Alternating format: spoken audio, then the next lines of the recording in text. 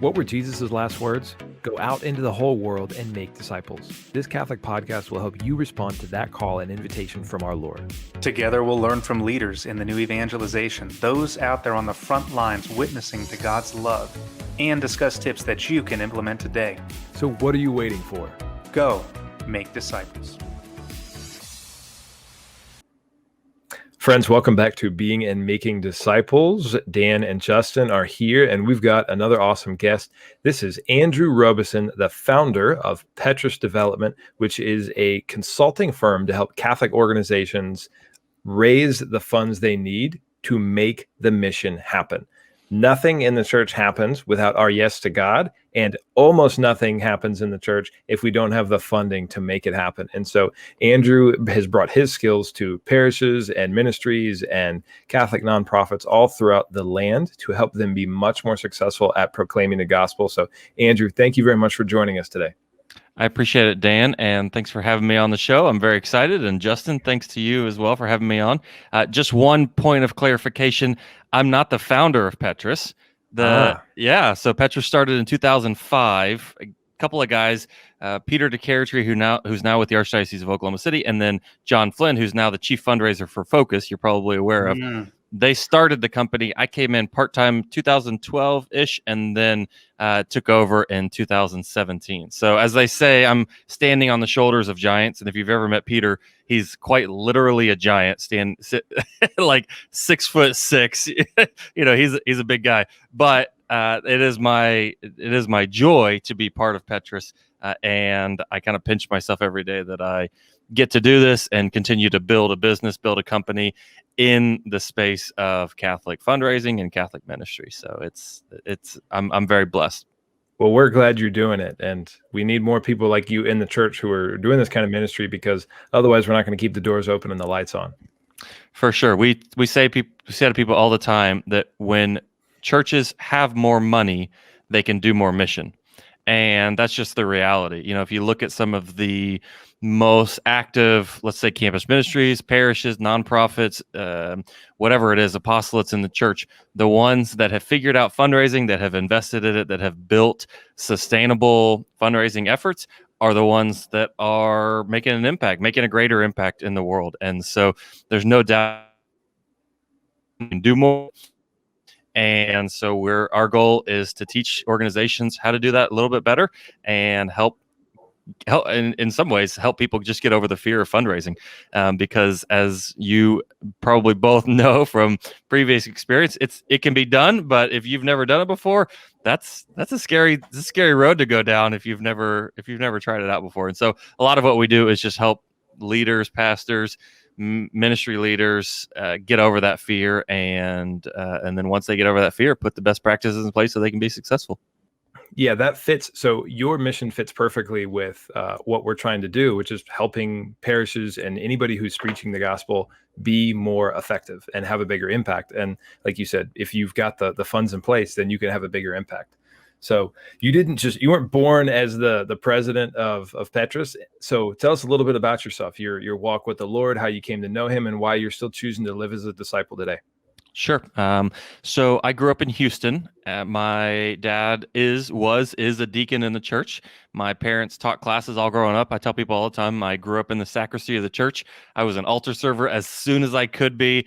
My folks taught baptism classes, parenting classes, everything, you name it. We used to go for donuts every Sunday morning after church in the Knights of Columbus Council Hall there at our parish. And my parents knew everybody knew me. So I was familiar growing up with the church. I went at 6th grade, my parents pulled me out of public school. I have 2 older sisters, and they had been encountering some challenges at the public school. So my folks pulled me out, but the Catholic schools in Houston, which there are some great ones, were all on the other side of town, and not really, it wasn't going to work for me to go there. So my parents put me in a Baptist church that had a school, Bay Area Christian school in League City. And it was great, but I kind of spent the last time of my middle school and high school in many ways kind of hearing about how the Catholics we're not we're not real Christians in some ways, some way, shape, or form. So I didn't know any better. I'm a middle schooler, high schooler. What do I know? But it sort of, in some ways, prepared me for later in life. So I graduated high school. I did 2 years at a junior college in Houston. And then I took a year and a half off of school. I lived in the mountains of Colorado in a trailer, probably about half the size of my office. And my office is really that big. The trailer was just that small, but it was parked in the woods. I worked at a ski resort. I dug ditches. We moved to Colorado Springs with some buddies, and I waited tables and sold ski equipment. And it was great. It was kind of, I was free to do whatever I wanted to do whenever I wanted to do it, and it was great. And which was fantastic. When I moved to Colorado Springs, though, I wasn't really going to church a whole lot. So this is, I was like formed in the church. Like I said, growing up in the sacristy, and I wasn't really going to church at all. And shortly before, about halfway through that, I was there for about 4 months. About halfway through that, I said, you know what? I really want to start attending Mass again. So I started going to Mass, and that was like my commitment to my faith. It wasn't much of anything. I'd go at 5:30 on a Sunday evening, and I'd sit in the back, and it was fine. But then I was waiting tables, and I met a girl, and she was cute, and I wanted to spend time with her. And I was hanging out with her at her apartment with some other people on a Saturday night. And I said, hey, when I'm leaving, I said, hey, I'm going to go to church tomorrow morning. If you want to go, I mean, whatever, it's like, it's cool if you don't, but I'm going to Mass. And she said, okay, yeah, sure. I'll go to Mass with you. And like in that moment, it was just like this revelation. I got in the car and I drove home. It was just this revelation. Like, that's what God calls us to be as disciples, right? We're not there in every case. All of us are not called to be the great explainers of the faith, right? Or we're not called to know everything, but we are all called to make that invitation. And so that moment was a pretty poignant moment in my life. I left shortly after, moved back to Texas, and didn't keep up with her. And thanks be to God, I met another girl here in Texas and married her, and now we have 3 beautiful kids. But that moment kind of stuck with me. So then I get to here to A&M, and I wanted to start going to Mass again. And I ended up at a retreat called Aggie Awakening, which some of you may have heard of. It's a retreat based on the Cursillo retreat. Great program. And I went to Aggie Awakening 67, and that was kind of another one of those transformational moments for me where I'm there. I mean, it's an amazing program. I was there with probably 300 retreaters or 150 retreaters, another 150 staffers. And then you find out spoiler alert, there's a whole nother retreat going on with another 250 retreaters all there praying for us. So anyways, it was just like this like massive community of Catholics here on campus. So fast forward, I started getting involved. I became a Mass coordinator at church, and then I was about to graduate. Didn't really have anything lined up. What I thought I was going to do fell through, and at the last minute, right after graduation, in fact, the development director here at St. Mary's called me up, and he knew my dad, and he said, hey, I want to talk to you about a job. And I said, I don't know what you do, but I'm in. Like, just hire me, and I'll do whatever you need me to do. And fortunately, it was to be the the assistant director of development at St. Mary's at Texas A&M.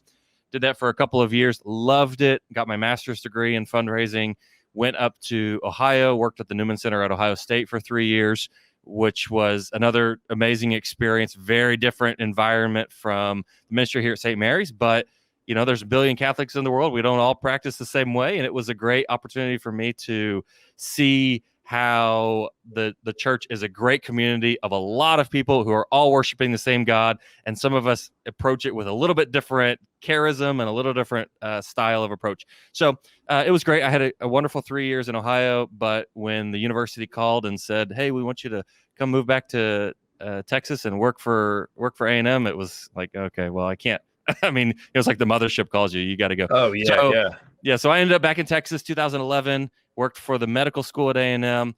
And then 2017, had the opportunity to go full-time with Petrus. And that's what I've been doing ever since.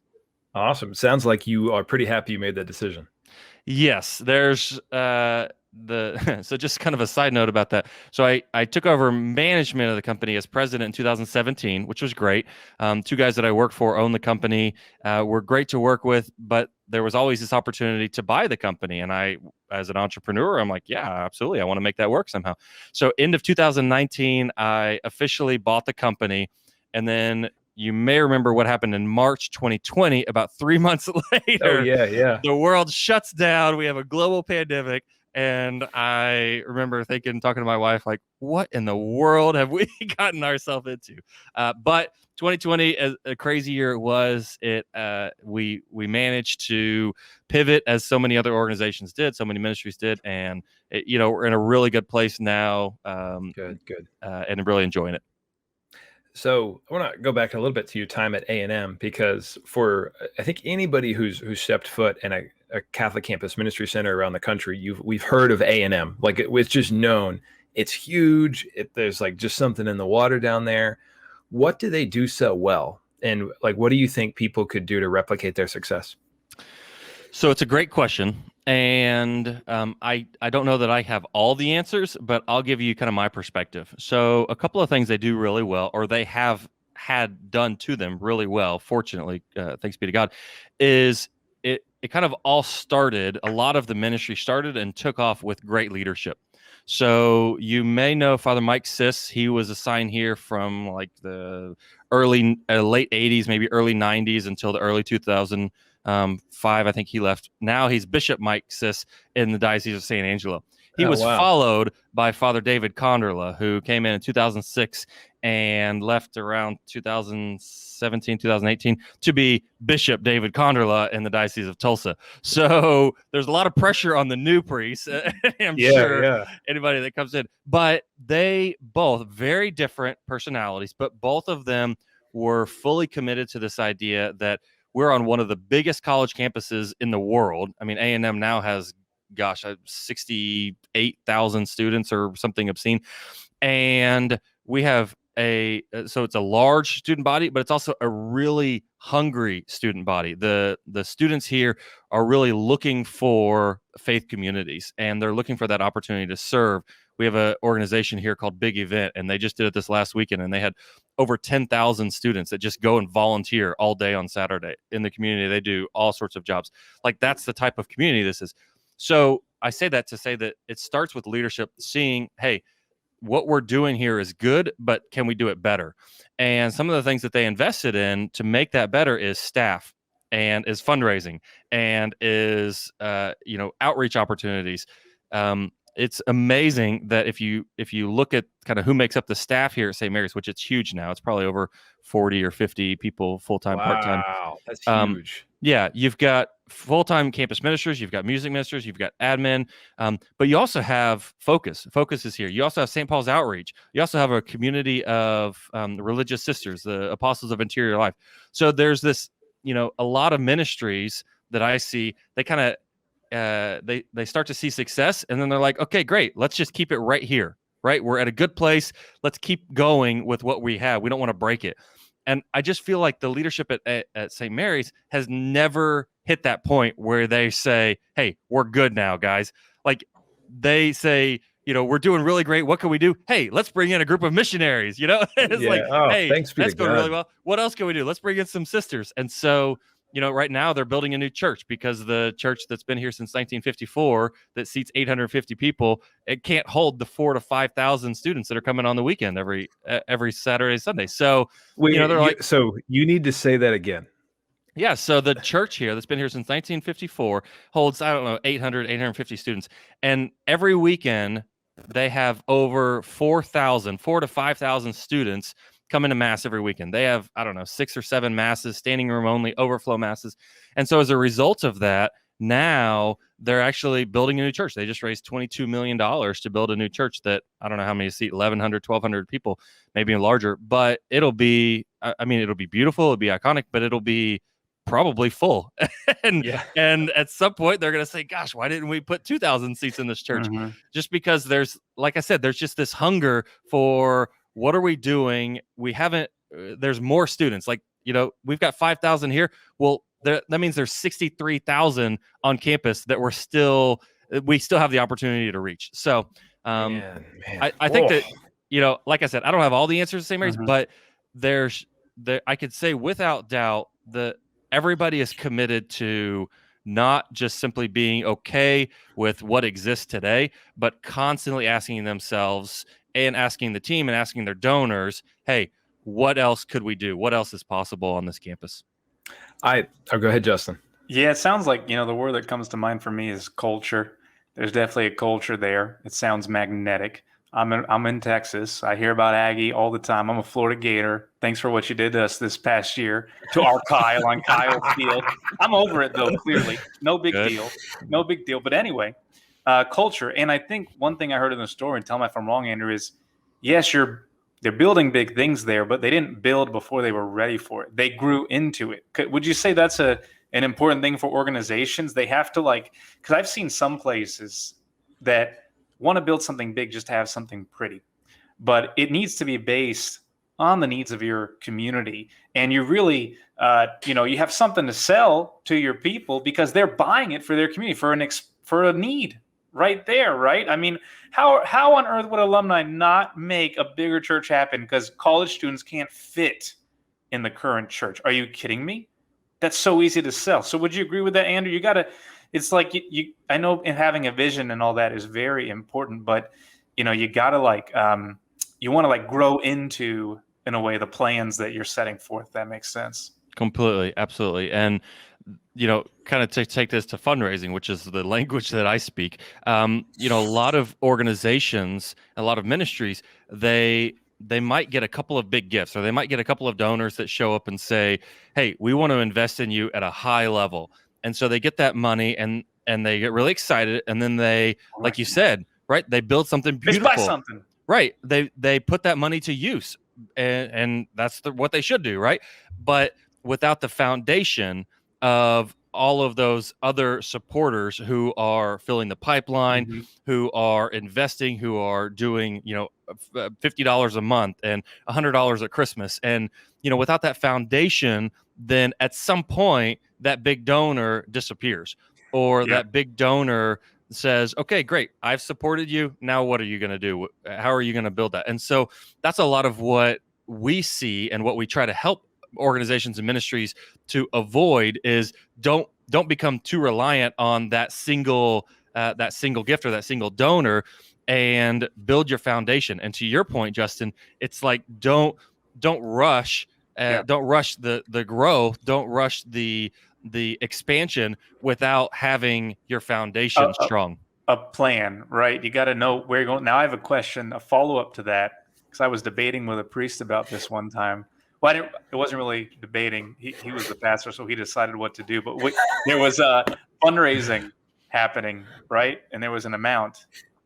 And I said, hey, why don't we invest this in a new staff person? Because this is a big need of the community. And this pastor was very adamant. No, people want to see brick and mortar. But I was thinking, we don't have a building to fill right now. What we have are people with needs. What would you say to that, Andrew? Is it always best to go brick and mortar, or to sometime hiring staff to meet needs? Is that a better route to go? Yeah, so I think that's a great question, and I think that your debate with the pastor probably went about as you expected it to go, and I've been in that situation before. I understand, but I think that you're right in that there's not always a need to look at how can we build something or more, put a new right? plaque somewhere. Right. Sometimes it is about how can we prepare ourselves. As an example, Petrus does a lot of capital campaigns, or we help ministries do a lot of capital campaigns. And, there's what gets people excited a lot of times in a capital campaign is, like you said, that building, right? Because that's the church, that's the steeple, that's what everybody's going to see. So we want to invest in that. But what we try to encourage these pastors or these leadership teams or these campaign committees to consider is, can we put a little bit of money in there? This is really important, but can we also carve out some money? Can we create a need for building out your staff or your programming? Because I assure you that new building, that highest steeple on campus, is going to bring more students if it's on a college campus, right? That is going to happen. Yeah. And so what are you going to do to meet that influx of new students? And if you don't have the staff, if you don't have the missionaries, if you don't have the infrastructure there in place, then they're going to come and they're going to say, hey, this is really beautiful. There's nothing really here for me, right? Yeah. And then they're going to leave. And that's a missed opportunity. And so there's always that tension of how can we invest in new buildings, new facilities, new growth, but also be mindful of, let's play the long game here. let's invest in some foundation. Let's put some strategy in place to how we are going to serve these people after that building is done. Yeah, and maybe just maybe it's also because brick and mortar is a little safer bet. You know what you're getting when you buy brick and mortar. When you hire a staff person, you're not exactly sure how that's going to play out. You don't have HR issues with the steeple in most cases. No, yeah. I don't know. You got other issues. My buddy runs the maintenance here at St. Mary's, and he's always saying, I got another leak. Every time it rains, I got another leak. Well, one of the things I loved about what you said in response to like what do they do so well? They dream big, and they don't have any assumptions about God's limits and what God can do and what God wants them to do. And I think there's a good parallel, and I don't. This isn't hyperbole to say like the growth of the early church was because they didn't put limits on the power of the Holy Spirit. And for like 5,000 college students, like there's probably entire states in the country where all of the campus ministries combined in the state don't have 5,000 people attending mass. In fact, that might be most states that don't have that. And yet, like there you've got 5,000 students going to mass on one campus, and it just goes to show. And that's not that long ago. That's 40 years.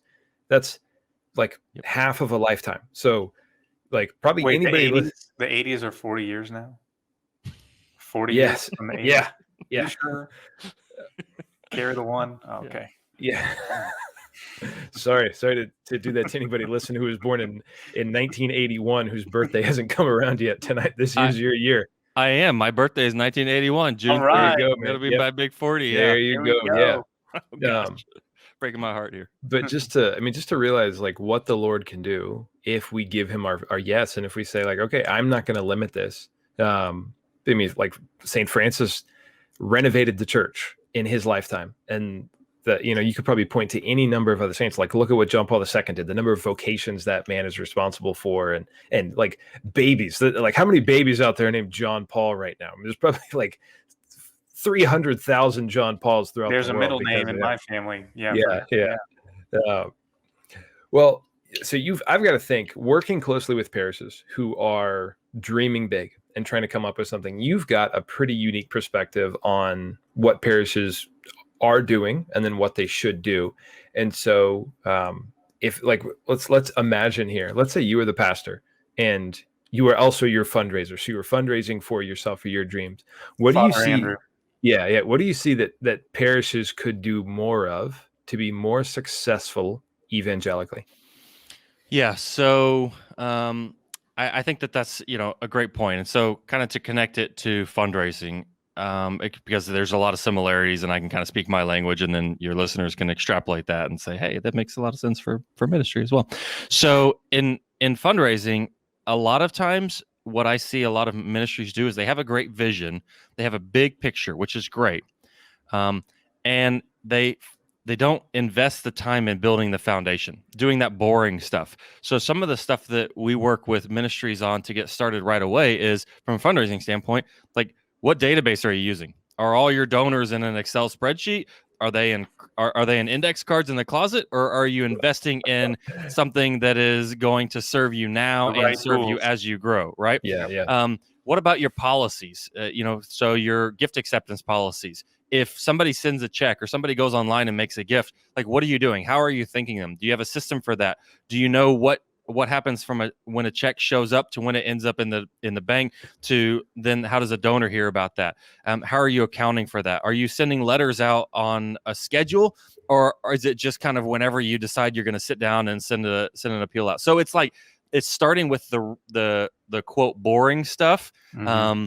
That sets the foundation for, going back to our earlier conversation, so that when you grow, you are ready to receive that growth and you're ready to do it properly. And a good analogy of that is if you're building a house, right? So you're going to build a house. The first thing you don't do is you don't go out and you don't pick out the TV that you're going to put on the mantle, right? And buy it and bring it home. You don't go and you don't pick out the grill that you're going to put on your back porch. You don't go for the really exciting things. I mean, some people do. Maybe I'm maybe I'm speaking to the wrong people, but like you don't invest in curtains and you don't invest in paint before you know what your foundation is going to look like and where that's going to go.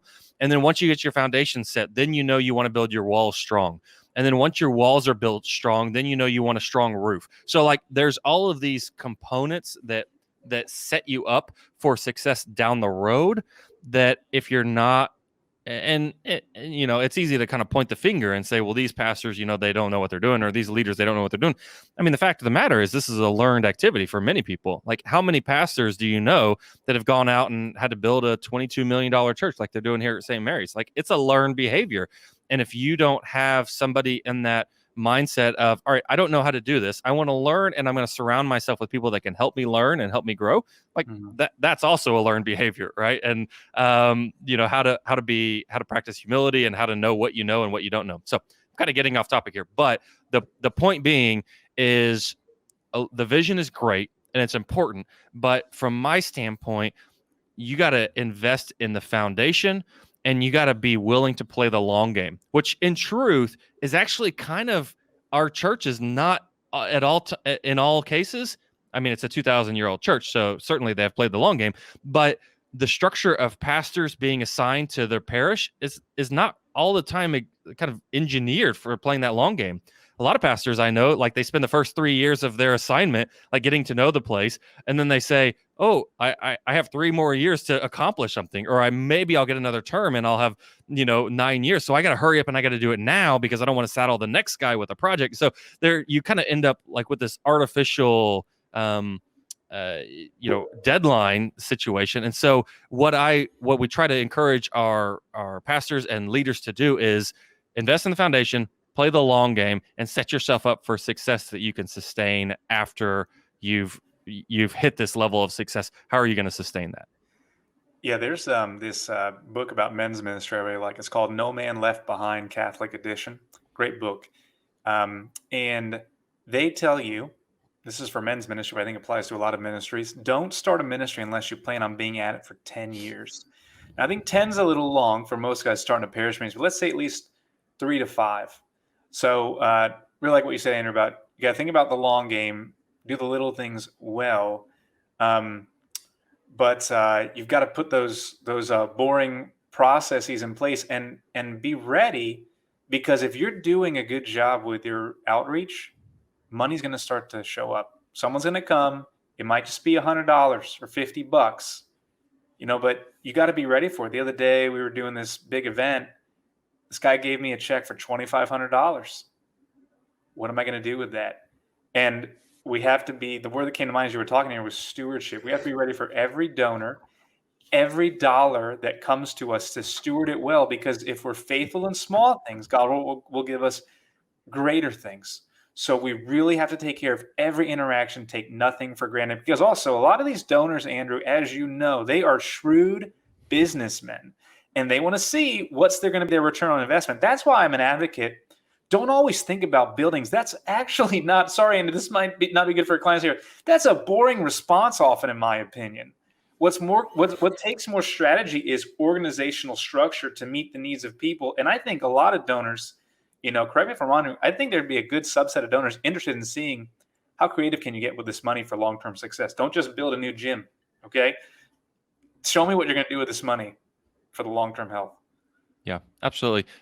I've been having a lot of conversations about innovation, and many of you may know. That's a great word for the Catholic Church to think more about too. I love that, innovation.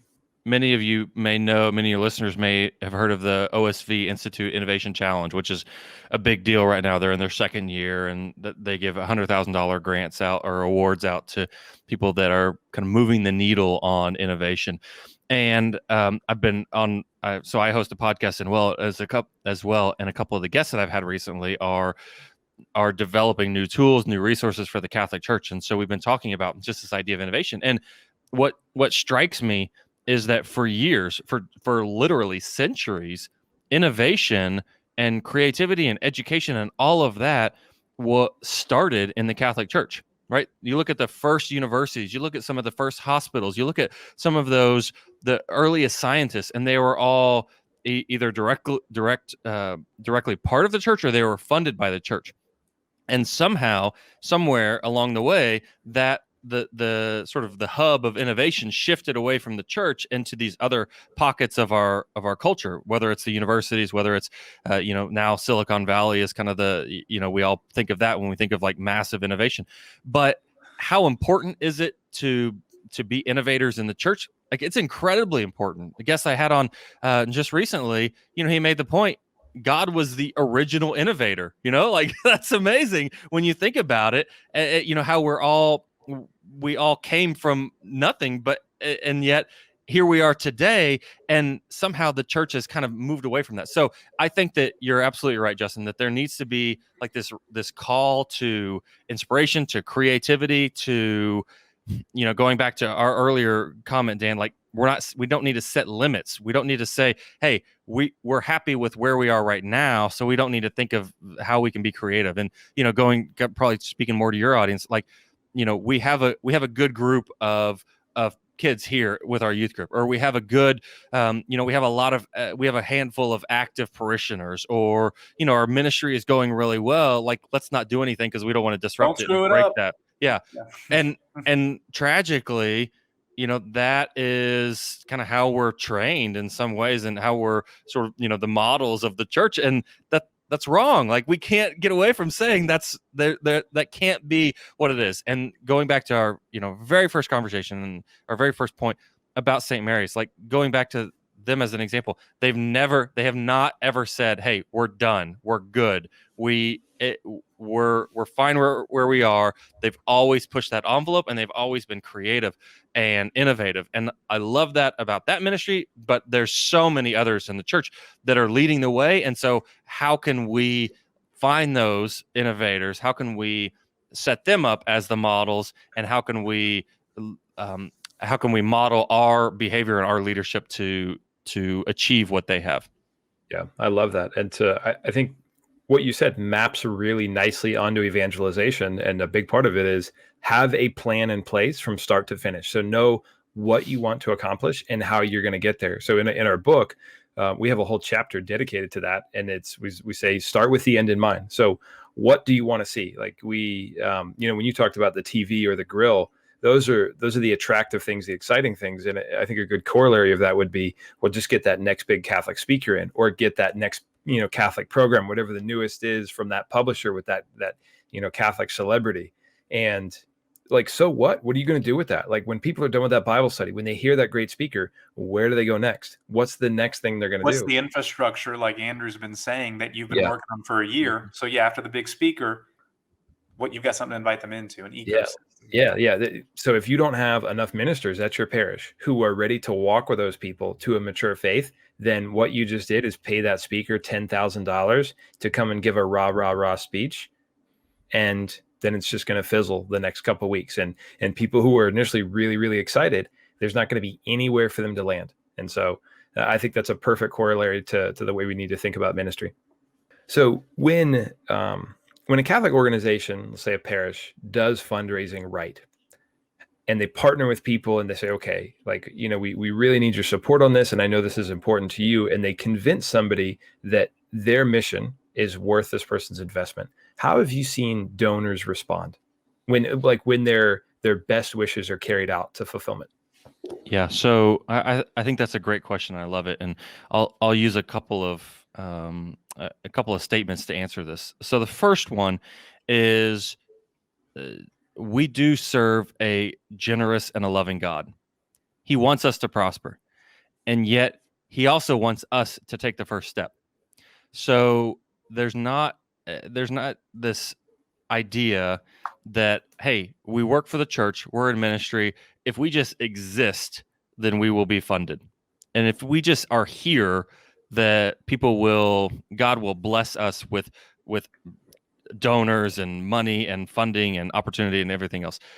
We have to take the step. We have to till the ground. We have to invest in if we're looking at kind of as a farming metaphor, we have to till the ground. We have to buy the seeds. We have to go out and we have to plant them. We have to nurture those seeds. Like, we have to do the work, because if we don't do the work, there's nothing that says that we are going to reap any fruit from that, reap any reward. So I think that's the first thing, is like we have to be willing to take that step and do the work that it takes. Now, that all being said, in fundraising, it is true that people need to give more than organizations need to receive. So a lot of people that work for the church or work in ministry or work in nonprofits, they have this idea that I don't want to ask John, or I don't want to ask Suzanne, or I don't want to impose on any of my people to support, because that I don't want to ask too much of them, or I don't want to burden them, or I don't know what's going on in their life, and so they answer no on behalf of the donor before even asking them. That's right? nuts that we say no for people. Absolutely. And so, but when you sort of flip your mindset of the donor needs to give, if they are practicing their Christian life, their Catholic vocation, then many of them, they have this need to give, and they want to support, and they want to be involved. And truthfully, they want to support impactful programs. And so, if we can get over that and think, how can we be donor centric? How can we think about what the donors need and how we can present this and how we can explain our impact? Like that is, you're already in a good place right there. Okay, so there's a couple of points. The answer to the part of your question though is, when an organization starts development work and they do it right, how do partners, supporters, how do they respond, and is their response a reason for hope? So the answer to that question is yes. And what can donors want to help, and they want to be part of things that are impactful. So what can we do to encourage that support? Number one, we can ask. Number two, we can speak to the impact that those gifts are making. Because I think if we speak to the impact and not just simply what we're doing, then that will encourage that will inspire continued giving, that will inspire greater giving, and that will inspire kind of more of a partnership with our donors instead of a transaction. And that's ultimately what we want, is we want to have relationships with our donors. We want to build that. We want to foster those relationships, and that will lead to sustainable, ongoing support for our ministries. The word that really stands out there for me is transaction, because I feel like most of the way people engage in ministry, whether it's like some kind of development or even evangelization, is transactional. And it was, so both Justin and I worked in high schools, and we saw it there a ton. People will ask students to do things, and they don't care about the student's relationship with God at all. And they say, we need 10 people at this thing to hand out brochures or flyers or whatever. Oh, we'll call it part of campus ministry. We'll call it, volunteer hours. I could care less if students ever hand out, pamphlets or whatever at mass. It has nothing to do with their relationship with God. That's a transactional relationship where you're getting something out of the student, and they get, like, all they get is hours in return. And that's one of my, I don't know if I've ever spoken with flyers. This. I do, darn paper. No, I do. But no, what I hate is when people, they think that ministry and taking care of people is just like, you do this for me and I do that for you, rather than everything should be a sharing of Jesus Christ with the other person. And whether that's like, hey, I want to share with you about what your gift did to help this particular human being fall in love with God. To know, a friend of mine works in development at a local Catholic high school, and she partnered with somebody, or there was a family who said, I want to make a gift, and I want my gift, rather, here's what I want as a result of my gift. I want to meet somebody in heaven that my gift helped to get there. And so my friend said, okay, I have 3 ideas. How about this one? No, that's not it. How about this one? No, that's not it. How about this third one? That's it. And this was this family's opportunity to move the gospel forward. And I mean, so it's real. It's not this wasn't just, hey, we'll put your name on a building, you give us $10,000 and we'll call it even. This family wanted to bring people to Jesus. That's what they really wanted to do. This was not just a simple, okay, I want recognition. No, it's the gospel. Mm-hmm. Yeah, you're absolutely right. And I could tell you dozens of stories of people that I worked with, or stories that I've heard over the years of donors when they, are presented with the impact of what their gift made. I mean, we'll break down into tears and think, I can't believe that I was able to be a part of that. And so from a fundraising standpoint, from a ministry standpoint, um, our job, it goes back to the incident that I had in Colorado. Our job is to make the invitation. Our job is to present the opportunities for evangelization, for discipleship, for stewardship, for giving, whatever that is. And then if we do that enough, and we do that in a way that is truly, genuinely out of care and concern for their well-being, their spiritual well-being, their salvation, then God will produce the results in their heart, or he will open their hearts to receive that invitation. And so, that makes fundraising a little bit easier when you think of it in that way. And I'm sure, for your listeners, it probably makes, evangelization and outreach and discipleship and all of that a little bit easier when you think, my boss at A&M at St. Mary's, he had this phrase, and he would say, our job is to make the invitation. Once we do that, then the Holy Spirit takes over. It's his job to create the results. And it was kind of like this, hey, all right, well, I could do that. I can make an invitation. And so anyways, I think that you're absolutely right in that we want to invest in relationships, both on the ministry side and on the fundraising side. And when you do that and you stop thinking of it and what can I get out of this relationship, but really what can I do to foster salvation, to foster love, to foster hope in this individual, then it totally puts us in a different place, and it makes us not just successful in those events, but it also makes it sense why we do this, right? Yeah. Like I've been doing fundraising for, gosh,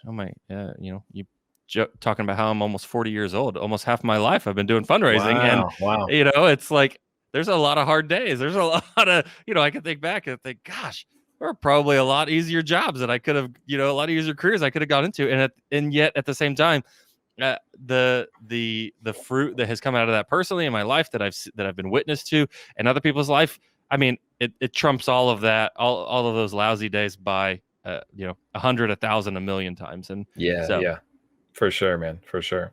Well, so we've been talking about the work you've been doing for a long time. We've talked about Petrus a little bit at the beginning, but tell us more about like what Petrus does for parishes, for organizations, for anybody. What is it like working with you?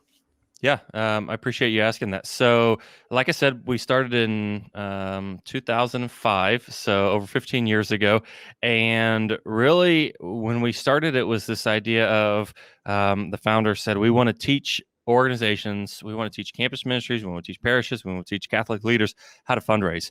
And so we've done a pretty good job of that over the years. We've worked with over 160, 170 ministries now in that time.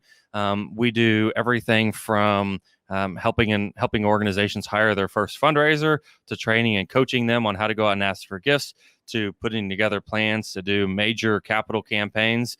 One of our clients just hit the $24 million mark on a capital campaign. Incredible, in the middle of COVID. I mean, it's wow. it's really exciting. People are still eager to give, and they're eager to support organizations that are, like we said, innovating and being creative and not being happy with the status quo, making an impact. So that's a little bit about what Petrus does. How do we do that? We've got a team of consultants. I'm one of 14 now. We've got consultants all over the country. Some of those are full-time. Some of those are part-time, where they're raising money for their ministry and also consulting with us. We've got a good team of writers and communicators that are trying to develop virtual offerings. So last year, I think we did over 150 hours of Zoom meetings, webinars. So anyways, it's a mad world, right? We're all trying to maintain our work and be able to shift our ideas and adapt, but it's a lot of fun to do that as well. So that's a little bit about Petrus. We do all the above, but really at the end of the day, our job is to help organizations, helps ministries have more money, because when they have more money, they can accomplish more. Amen. That's I think that's pretty clear. Like if people are listening and they disagree with that by now, I'd be pretty surprised. Well, so we'll use this kind of as a closing. What are 1 to 2 things that people or organizations could immediately do to improve the financial future of their institution? Yeah, Andrew, say you got someone listening right now that they've listened to this podcast, they hadn't even thought about fundraising, right? They haven't even thought about it. And they're leading an apostolate or they're serving on a parish council. What can they do right now to improve the future? So here's a very simple exercise that anybody can do that has a potential to transform how you approach your ministry. Is think about if you don't have a newsletter that is oriented towards donors, some kind of communication, then think about what could that look like. And that's it sounds like a very simple exercise. And yet, if you are actively thinking about how you can communicate the impact of your ministry, whatever you're doing right Telling now, your this story. activity, tell that to a donor in a way that's going to excite them, that will transform how you approach each program, each activity. And also, hey, it's going to get the word out about what you're doing and will hopefully inspire somebody to give. So that's kind of a first thing is if you don't have a newsletter or some kind of communication, think about what that would look like and what kind of stories you would put in there.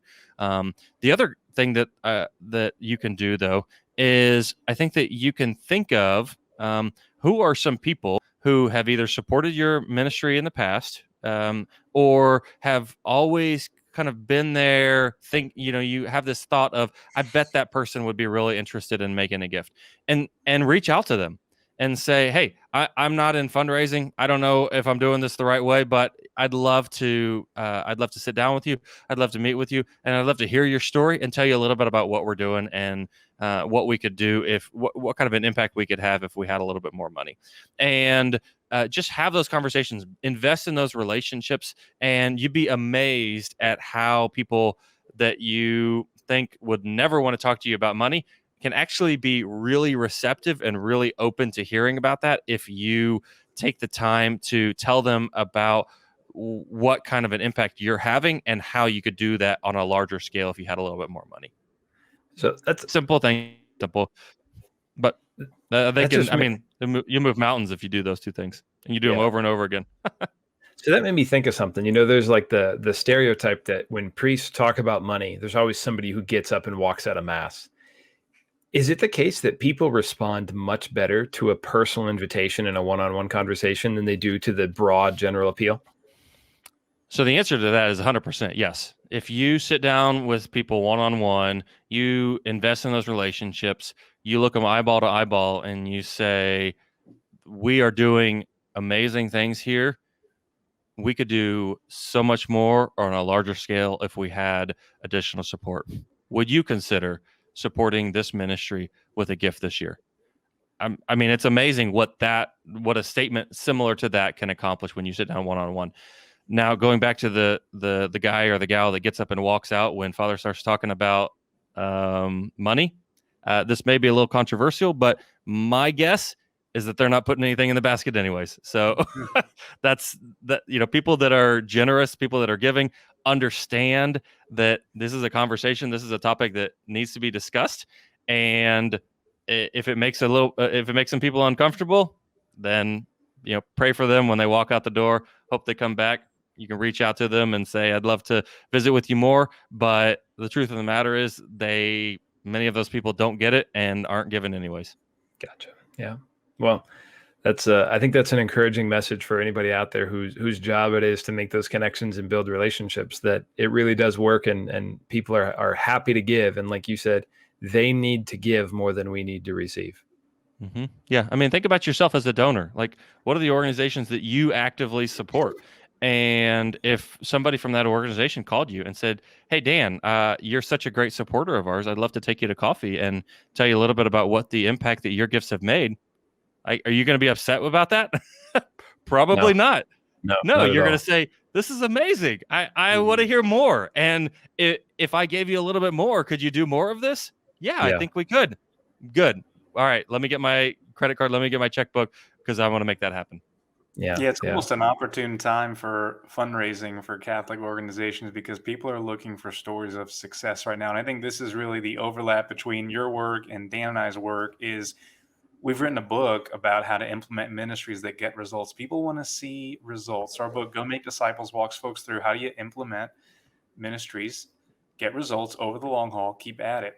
And that's what people want to give to right now. Everybody knows the stats out there, from different studies on people leaving the church. If you have something that's working and you have something that's bringing people back to church, if you just start telling that story, you're going to have fans that will tell that story to other people because people are looking for that right now. So a lot of hope, a lot of hope. Yeah, absolutely. Well, Andrew, thank you so much for joining us. It's been a real pleasure talking with you. And I would love to have you back sometime. And please know that you'll be in our prayers, and all the best to you and to the folks at Petrus. Thank you very much. It's been a pleasure. I appreciate you guys and your enthusiasm for this work and just your willingness to put this program together and help inspire other people. And it's a pleasure to be part of it. Awesome. Amen. Well, God bless you, man. See you.